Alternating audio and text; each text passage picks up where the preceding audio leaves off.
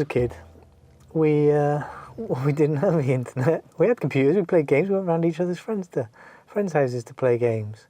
But we couldn't even imagine the internet or the World Wide Web and all those things that we've got now. It was when I went to university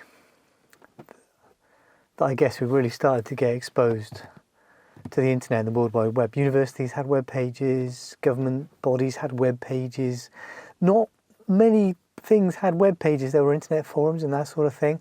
But quite quickly through university, I started making web pages. I ran web pages, websites for the sporting clubs I was a member of, and that developed into a blog. And blogs were great back in the day. The internet was new. We could see how other people live their lives. We could talk about things we were doing and share experiences, and it was new and shiny and interesting and fantastic. And we could see the future. The future was going to be information readily available for everybody. We would all be able to access all the knowledge of mankind, all the information. You wouldn't have to go to a library or a university. You wouldn't have to buy a set of encyclopedias that would go out of date. There would be this ubiquity of knowledge and this equity that everybody could access it. That's what we saw as the future. At that point, of course, we didn't imagine that you would be able to learn about 3D printers and 3D printing and how to design spare parts for your 20-year-old van that you can't get hold of and then print them out yourself and solve problems. We never imagined that was going to be a thing, but it was there. It was in the ballpark. When the van was painted, they must have taken apart the wipers and then lost that bit when they put it back together, so the rubber seal wasn't sealing and the wiper slowly corroded and seized up. So I've taken the whole thing apart and realised what was wrong and created that bit, solved the problem. But pretty fantastical by 1990s standards. So to a large extent, we are living in a magical future. What we didn't foresee were all the lies. Maybe if we'd really thought about it, we could have predicted it. But I don't know about you, but I am exhausted by all the lies on the internet, all the falsehoods. And people make mistakes. Errors are forgivable, but these are lies, and people know they're lies, and they're benefiting from them, and that's why they're out there. Even as a scientist, I've been trained to think critically. It just gets exhausting.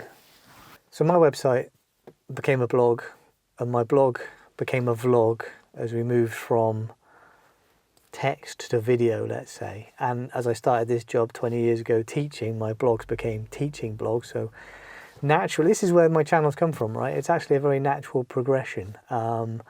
So this is, but that's why it's a weird channel in that there are vlogs like this and there are also lots of anatomy videos, is because that's what I was already doing on my website. So back then, we made the internet. It wasn't corporate like it is now. And back then, as scientists, we wanted to share truth and knowledge. That is how we foresaw the future, and it was our job to do it because the internet, the web, was ours. So that's what I'm trying to do now. That's what my videos are about, right? Is just sharing. This isn't my knowledge. This is the knowledge of humanity. This is anatomy. So anatomy and teaching I can talk about. Most other bits of science I can't talk about. So I will, I talk about stuff I'm confident in, that I'm probably an expert in if I thought about it. So I work really hard to tell you the truth, tell you the science. I use lots of resources, check my knowledge. I don't just rely on my memory. And part of the fun of this is I'm learning while I'm doing it, right? I'm adding to my knowledge. I'm reading around. I'm going back to original research and original sources and checking that it is not just cherry-picked, but it is the breadth of knowledge. And then when I'm editing, I pay close attention to stupid things I've said and try to spot the errors in my language. It's the distance between my brain and my mouth. That's where most of my mistakes are.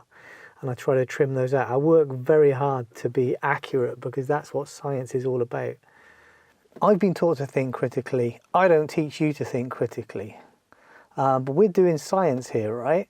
So you don't use me as a single source of information. You use multiple sources. You use lots of things, other videos, websites, textbooks, right? Anatomy is an old science, so it's quite straightforward to check that what I'm saying is true. For other areas, it's much harder. But you know, science gets abused, data gets cherry-picked, even scientists make things up. Watch out, use your critical thinking, use your own mind, look at multiple sources of information, look at, you know, does the person have an agenda, is there a conflict of interest? And think critically about whether what you're seeing, what you're reading, what you're saying is true. Sorry, it's always a bit of a downer, this topic. Sometimes people make mistakes as well, so, you know, by critically thinking you can pick up on those mistakes. By the way, I make mistakes. There are mistakes in textbooks. Yeah, that's right, there are mistakes in textbooks. So there can be errors in trusted sources of information, and those errors get reproduced.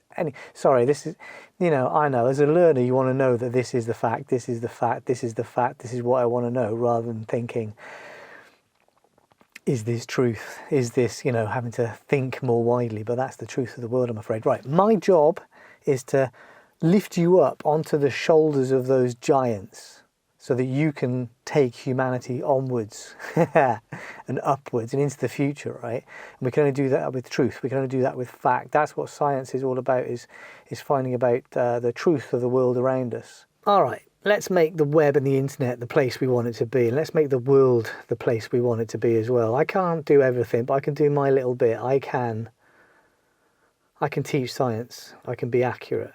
I can be careful. And I can help other people. Because we never do this alone, right? Right, Van's MOT this week. Rear windscreen wiper works now, though, anyway.